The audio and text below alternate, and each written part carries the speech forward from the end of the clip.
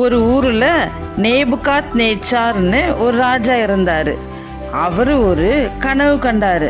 அந்த கனவு பத்தி தெரிஞ்சுக்க சாஸ்திரிகளையும் ஜோசியர்களையும் கல்தேயரையும் ராஜா கூப்பிட சொன்னாரு. அவங்களும் ராஜாவிடம் வந்தாங்க. கல்தேயர் ராஜாவிடம், ராஜாவே, நீர் என்றும் வாழ்க, உங்கள் கனவை சொல்லுங்க, அதன் அர்த்தத்தை நாங்க சொல்லுவோம்னு சொன்னாங்க. ராஜா முதல்ல நான் என்ன கனவு கண்டேன்னு சொல்லுங்கன்னு சொன்னாரு. கல்தேயர் ராஜாவிடம், நீங்க கண்ட கனவை சொல்ல இந்த பூமியில ஒருத்தரும் இல்லை ராஜான்னு சொன்னாங்க. உடனே ராஜாவுக்கு ரொம்ப கோபம் வந்துச்சு. பாபிலோனில் உள்ள எல்லா ஞானிகளையும் கொலை செய்ய கட்டளையிட்டாரு. தானியேல் ராஜா கண்ட கனவு பத்தி தேவனை நோக்கி ஜெபிச்சாரு. தேவனும் தானியேலுக்கு கனவை வெளிப்படுத்தினாரு.